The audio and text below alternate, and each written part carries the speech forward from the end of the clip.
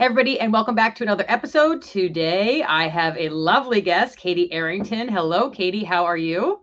Hi, I'm great. How are you doing? I'm doing fantastic. Before we dive into our topic, why don't we take a minute and just let you share a little bit about yourself? I'm sure everybody would love to hear.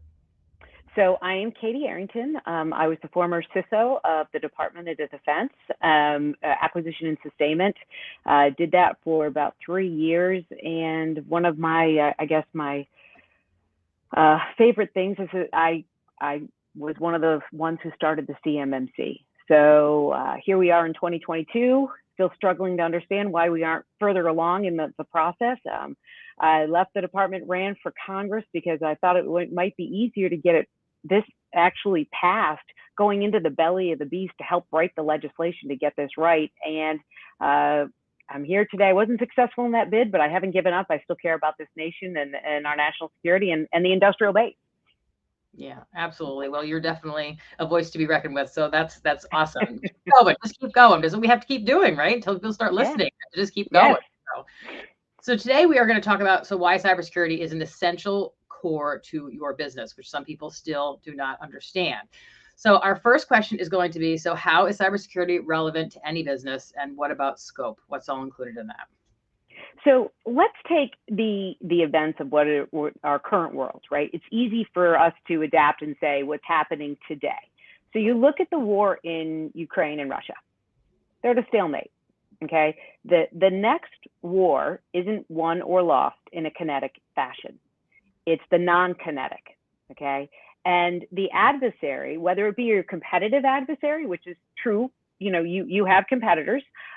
We in this country tend not to go after each other cyber-wise, but our adversaries do, and they will come after your company in the cyber realm. And this is a discussion that, since I jumped in 2019 on this issue, and prior to that, I was a state legislator in South Carolina because I wrote cyber policy at the state. This has to be an essential part of everyone's business. Cybersecurity is how your company functions. And if you're not secure, your business isn't secure. And we have gotten into this, I think, the minutia of what's CUI or what isn't CUI and what do I need to protect. You need to protect everything, and not just for the national security, but for your own security. Your company's capability to be around 5, 10, 15 years from now has a good portion of a brand awareness, so people know that you're a trusted source, that you understand the risks involved, and that you're doing your due diligence to buy down the risk of business functioning, and understanding things like social security numbers of your employees and routing numbers to banking information, who your key suppliers are. That's all, intellectual property that your company has, or PII or PHI for the individuals. That is CUI. That's something you should be protecting. So this discussion of CMMC it's to validate that the companies have the capability, they have the processes down, they have the technical wherewithal to buy down the risk, that they understand how to implement cybersecurity, which is not information technology. It's a completely different thing. People coalesce those all the time. I have an IT department. That's not what we're talking about. Those are core business decisions, and that they need to be taken seriously at the C-level. The executive suites need to be taking cybersecurity as important as they do their lines of revenue. It's essential now. Mm-hmm.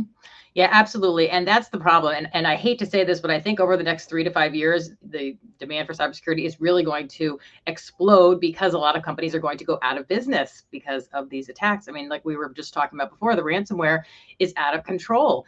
And I talk to tons and tons and tons of business owners, and I can't even tell you how many of them say, oh, you're right, we don't do anything. We really do need to start doing something. And that's what they say. They all say this, we need to start doing something, and they're not going to do anything. Most of them don't even know where to start. And you're totally right that they dump everything into that IT category, but it's not. And that's right. We need to start taking this seriously. I mean, what are you going to say to your clients when you have an attack and all their information is all over the place, and they say, well, what were you doing beforehand to protect it? And you have to say, well, not much. Yeah. Well, I mean, It's here in the state of South Carolina. How I got passionate about it, that back when Governor Haley was here, I was on something called SC Cyber. It was a group of I was a legislator and a cyber executive in South Carolina, and the big kerfuffle when South Carolina leaked all the Social Security numbers was because they didn't encrypt the transmission to the IRS on Social Security numbers. Simple, basic business practices would have prevented that, right? But people tend to say, oh, yeah, it's really not that important today because they're not aware of it. For years, I have been speaking to businesses and trying to make them understand cybersecurity is one of the main lines of your business capability, the continuity of your company. And CMMC or not, right? If you're not doing the right things, you won't be in business. The adversary is coming after you, and they're not trying to go after the Lockheed Martins or the Boeings or the Intels of the world. They're more concerned about the small businesses and how to take them out. And it's one of those things that we really need to get the small businesses more aware. One of the bigger problems that we have right now is that in the defense industry, when the DFAR rule came out back in 2015 under President Obama, no one really started understanding the cost of saying that they were NIST 171 compliant. They just said they were. And now we're at this point where small businesses are saying, oh, well, we really weren't doing it and it cost a lot of money. Well, this is the time that we need to be very honest with each other and say, okay. And you said it exactly. It's going to explode because we are at the realization point that we're going to have to put some money into the DoD budget, right? We're going to have to go get some plus ups, much like they're doing for inflation or they did for, green energy.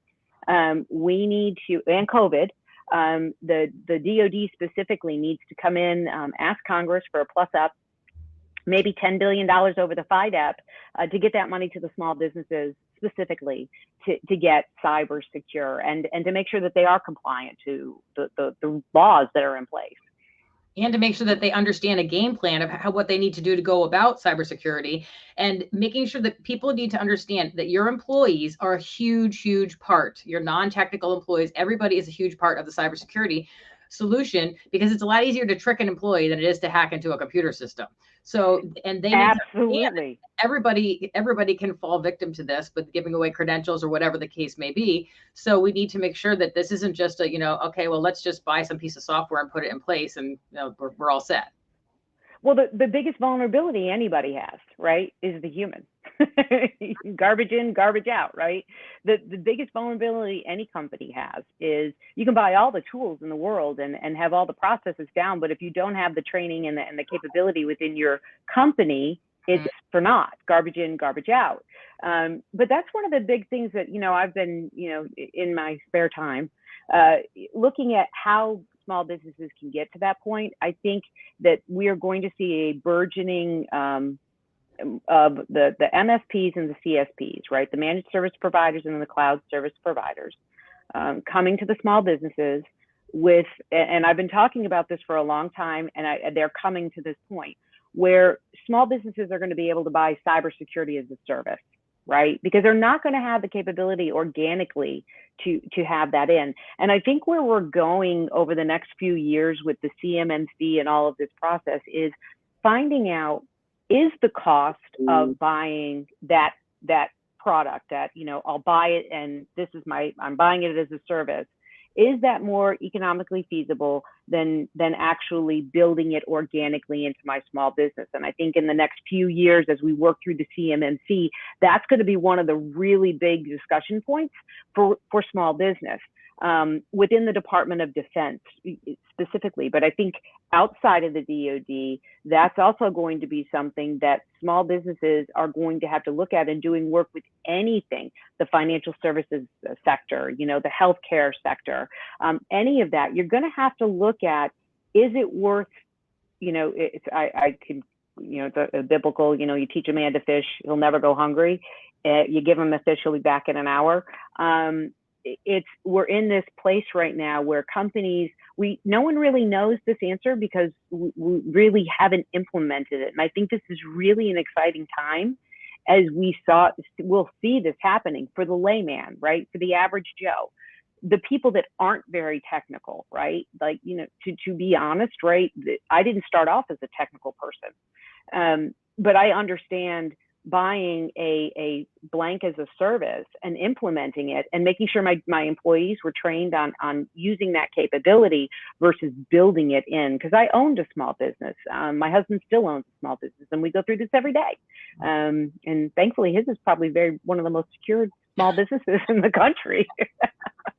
Well, that's going to be good to help other people with this. And people need to understand too, this isn't just our companies. Obviously, the companies are the biggest thing. This is all aspects of our life. This is our kids. What are they doing? This is our older parents. What are they doing?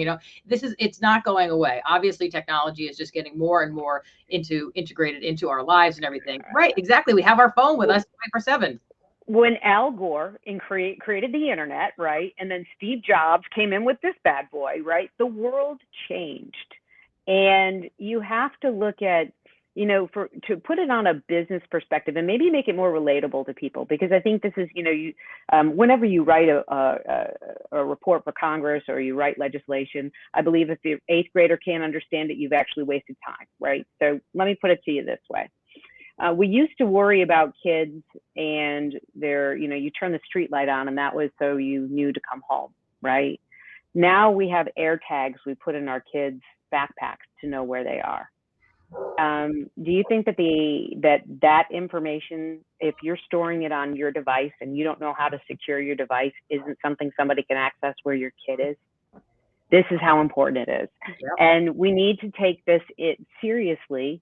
If your bank is hit, how are you as a company prepared to work around that? If that's how your receivables come in online, how many people actually receive checks anymore? It's through wire transfers, it's through Venmos, it's through PayPal, it's through online capability. How are you protected? So if your billing and how you receive your money isn't coming in, how are you going to pay your employees, and vice versa? So this really needs to be an essential part of everyone's business to be successful in this next, iteration of our world. And it's where we've been in 5 years. We had COVID, right? So we were all thinking we were level set on, we were going into offices and we had, we were on site on-prem. And the computers were set up, they were VPN'd in, it was a direct network connection. Then when COVID hit and everybody went home, right, to work.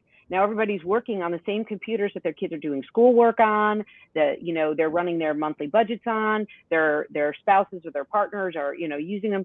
So unless you want to really understand and are training your employees and have a process in your handbook on how to train people to log in, to access a VPN, and to make sure that they're in that VPN connection when they're doing work, but understand what happens when you're on your laptop prior and you're doing work and then you go to VPN in, there's a big potential to bring in everything else you were doing on that computer into that portal, into that network.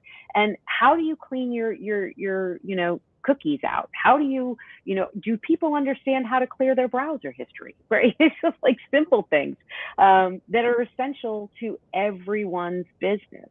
Mm-hmm. It's got to be the way that people look at. And one of the things that, and I don't mean to whine about this, and I'm just going to whine for a second. In no other industry in America where a regulation change happens or a law is instituted on an industry, do they go to the government and say, you need to pay us to do this? Are you having a hard time finding new customers? A lot of folks just like you in the IT and cybersecurity space are in the same situation. And they have embraced a new opportunity to get new clients. They're doing this by growing their online presence and maximizing the power of LinkedIn. How, you ask? I have a tried and tested method called my Cyber Social program. I myself have been on LinkedIn and now have over 3.5 million LinkedIn views, and over on YouTube, I have over 750,000 video views. So I can show you exactly how I have done that so that you can promote your organization and become the authority in your industry. And the best part is, I've done all of this organically without one paid ad. You don't need to waste your money over on Google with pay-per-click ads. Now's the time to establish yourself. Look around. The competition isn't doing it. This is your time to shine online before they do. So if you're ready to start your online journey and future-proof your business, please, down below, click the link and schedule a time for us to have a 45-minute call where I can review the exact methodology of the Cyber Social program. You can also click below to see some of my masterclasses, which will give you quick little snippets of a couple of things you can do right away on LinkedIn that will help with your profile. I hope to see you and hear from you soon.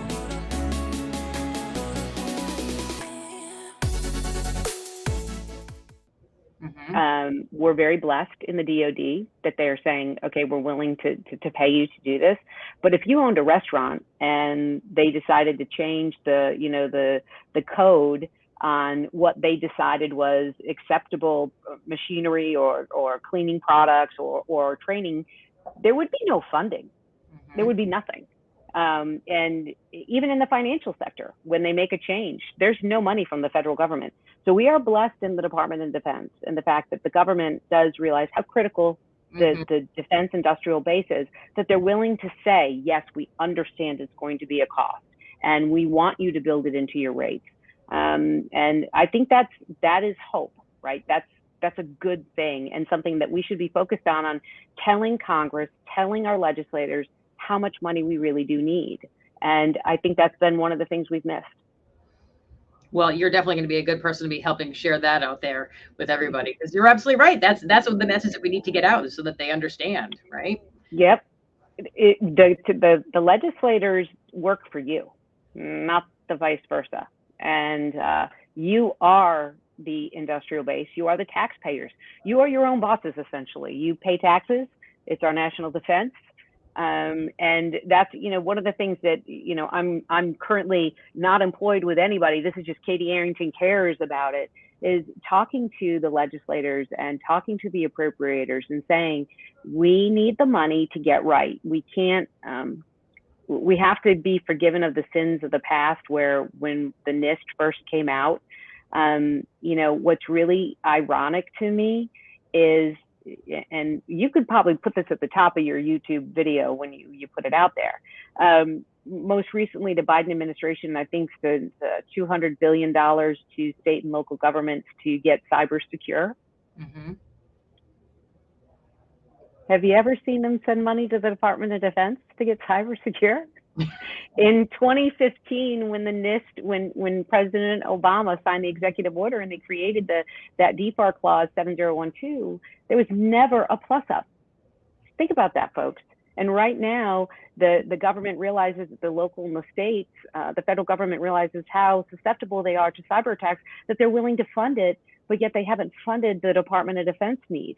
So be aware, folks. I mean, this is the kind of things you need to pay attention to, that they're willing to put the money in there, but not in what our Constitution says we should be. The one thing we have to agree to do is a common defense. So, charge on, people, because it's your business. And I've said this 1,000 times, and I'll say it 1,000 more. The Department of Defense doesn't build anything. It's you. And you're the industrial base. You're what makes our weapon systems and our services, and you're the entities that make sure that young man or woman that has signed up to volunteer to protect our nation, you are their first line of defense. And we need to make sure that we give you everything we can, the right tools, the right direction, so that you can do business safely, effectively, prosperously, because without you, we don't have anything. There's no fallback. So it's a critical need. Yeah, it's a critical. And that's why. Yeah, and it's an expense that is going to be just like, you have to buy insurance for certain things. This is something that's just going to be part of doing business. So keeping that in mind, so how should companies build rates around cybersecurity? So first, one of the things the cost of the CMMC certification, anywhere 50,000, whatever, you build that in, right, over the cost of the course of that contract. So it's, if you're going for a 3-year contract, you're going to build that into the rate. You should also build into the rate, right? Go out, talk to people about what it would look like if you're not doing the NIST today, right? You've done your SPRS, right? You've logged into DCMA, you've recorded your SPRS. Look at what your delta is, right? and start costing that and build that into your rate. Lowest price, technically acceptable, was a bad thing. We all know that. Don't do that anymore, right? And one of the things I'm suggesting to Congress right now is that we give a reprieve for the next few years on the cost and accounting system so that we can get the pricing right. Okay, because that's where we are right now. We need to understand, what is the cost going to be. Is it going to be $100,000 a year to have a GCC high cloud capability for a small business with 50 employees, just to get compliant? But then what is the cost of how you do production in that cloud environment, right? That cost. So we need to do some, that's why the pilot programs on the CMMC are so critical, to find out what the pricing is, and build it into the rate, and talk to the prime about it, right? That's another thing. If you're working on a bid and proposal, talk to the prime. Hey, listen, I have this problem. Is there a way we can solve it from where you sit? You know, maybe it's, I don't need to go get all of this cybersecurity capability. You're just going to provide me a laptop that's prepared and ready to go with the VPN lock-in, and that's how we're going to do it. We need to have conversations, but you do need to understand that, you know, bidding out, and you know, I gave the example a long time ago. Company A was only instituting in the old NIST 171, you know, 50 of the controls, and they had a POAM to do the rest, and they were $100 an hour. And you had company B who was doing, you know, 90 controls, and they were $200 an hour. They were both technically acceptable. So LPT won out. Well, with CMMC, that isn't a reality anymore, right? And the cost is true. So you need to start building that into your overall rate. And, you know, it's in firm fixed price contracts that you're currently in, that's going to be, you know, the CMMC was never supposed to go back in history. It was only supposed to go forward in history. So I think that we're going to, as these pilots roll out, and I'm excited to see what Stacey Bostjenick and Dave McEwen do at CIO with those. But I really think that the next few years of understanding the costs, and then realigning our costs and pricing, you know, that's going to be one of the big deals. Because do you remember the report Delivered Uncompromised? MITRE put it out, and it was put out 2018 timeframe. And in Delivered Uncompromised, it was, you know, that security was equal to cost, schedule, and performance. Okay, and I argued that the report was right 100%, except for the fact that it doesn't matter if it's not secure about cost, schedule, and performance. It doesn't matter at the time of delivery if it's not the schedule, if it's not secured and it's already been infiltrated. It doesn't matter if it's delivered at the cost that the adversary is already duplicating it, right? And the capability. So we have to understand security is going to cost something. Companies need to stop, and I'm going to say this, stop whining and start bringing solutions. Instead of telling us how hard it is, tell us how much it's going to cost, and that's where we can start the discussion. You telling, you know, industry whining, this is going to be too hard, this is unobtainable. Nothing is unobtainable. Anything, you know, like my mother always said, two things in life will solve the problem: time and or money, right? So you need money. Let's start having a discussion about how much money does small business need to get this right. And if the federal government's willing to give billions of dollars to state and local governments to get cyber secure, why shouldn't they be giving billions of dollars to the Department of Defense, to the DIB, to get them right?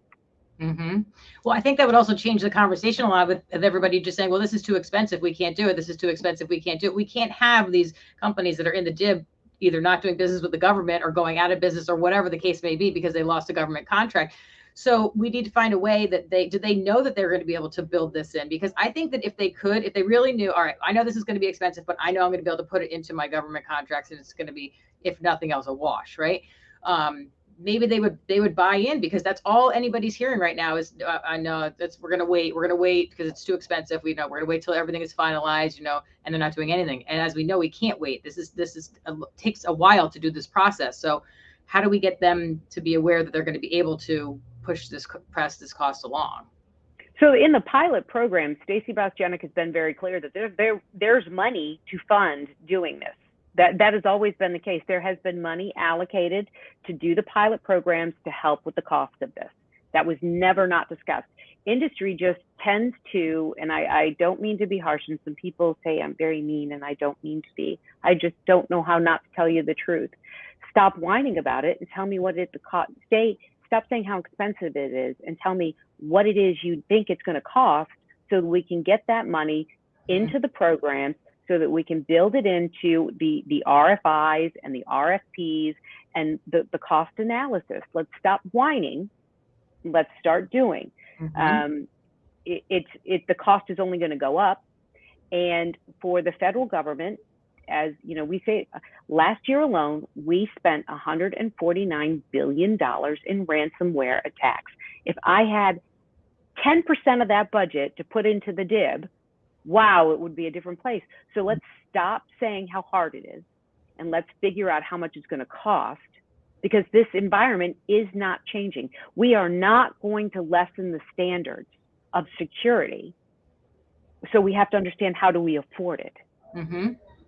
That's the big thing, right? It's not going to go backwards. You whining and saying it's too hard, it's too complicated, isn't going to change it. It's already law. You've been derelict in your duty to the government. Don't continue to do that. Say, this is what we need to get to good.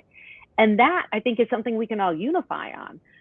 I just find it almost hysterical every time I go on LinkedIn or I pop on, and more people are complaining and telling us what the problems are instead of putting forth solutions. And solutions are what will solve the problems, not telling us what more problems are. And some may work, some may not. One of the things I commend, there is something to be said for, Edison. I tried 1,000 times to make a light bulb. One time was successful, and I learned 999 ways not to do it. We're going to fail. There's going to be failures. There's going to be things that go wrong. Look at what's happened to the CMMC program since it originally started. I only wanted it back in the day to be in sections L and M in a contract. That I didn't want it to become what it's grown into be, because I wanted it to be tailor-made. Where it's come, now it's 3 different DFAR rules, and we're 3 years into a process.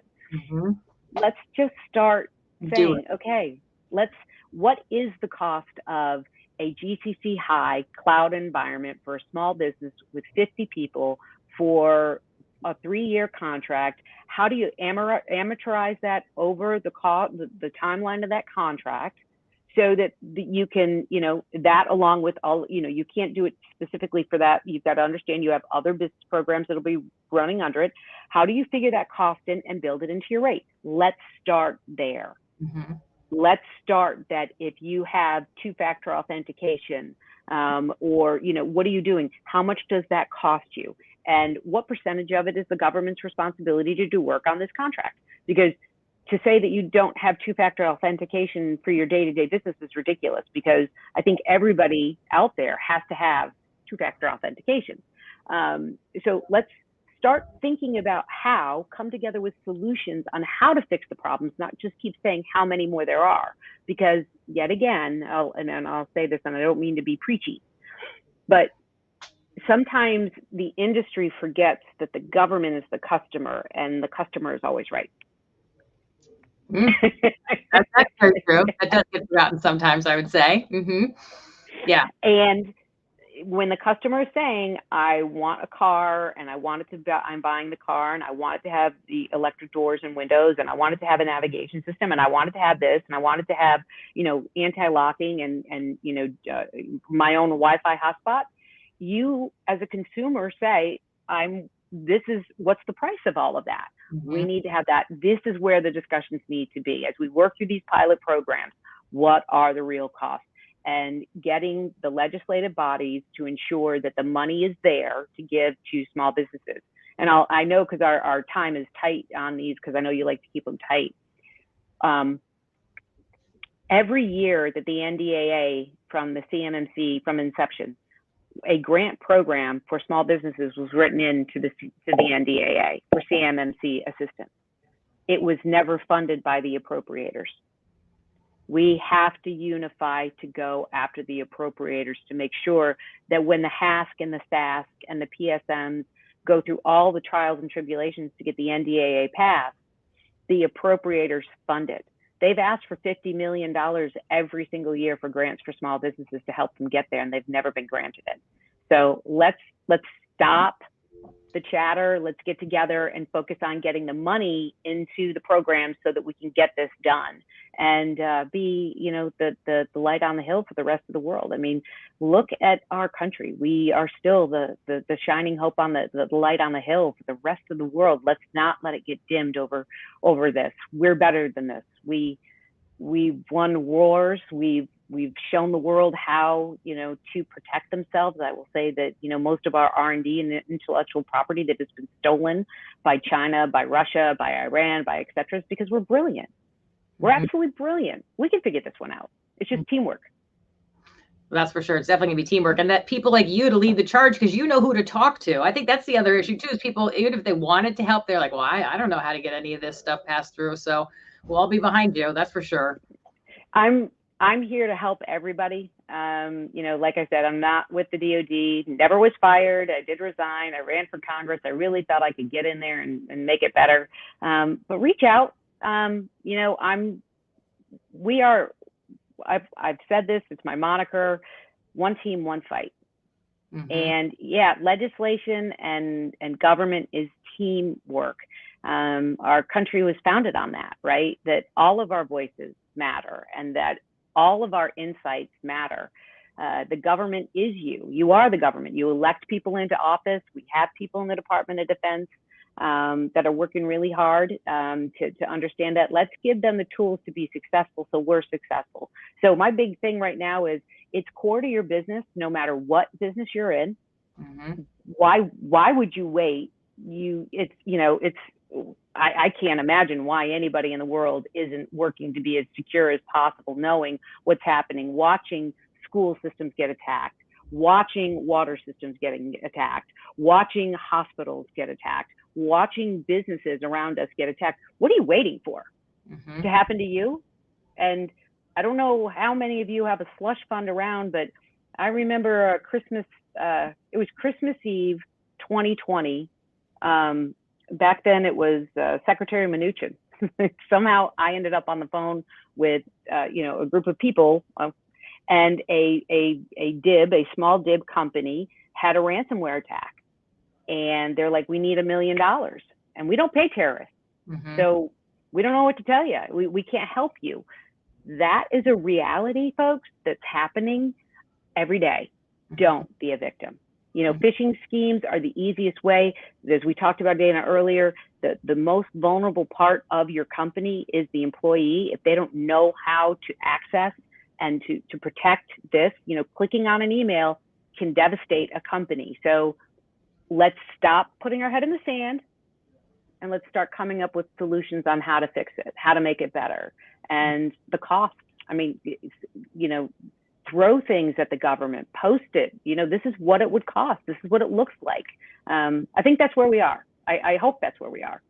But it's, I leave it to, and one last, kudos to Stacy Bastianic for keeping this program alive, to Dave McEwen for supporting her and getting it done. It's a big deal. It matters, and they need your help, not your poking at them and telling them how they're doing it wrong. They're doing their best, and help. Yep, and help spread awareness. The more we all talk about this, the more we keep, spreading the message and further and further. So, well, thank you so much for your time. I really, really appreciate it. It was an honor having you on.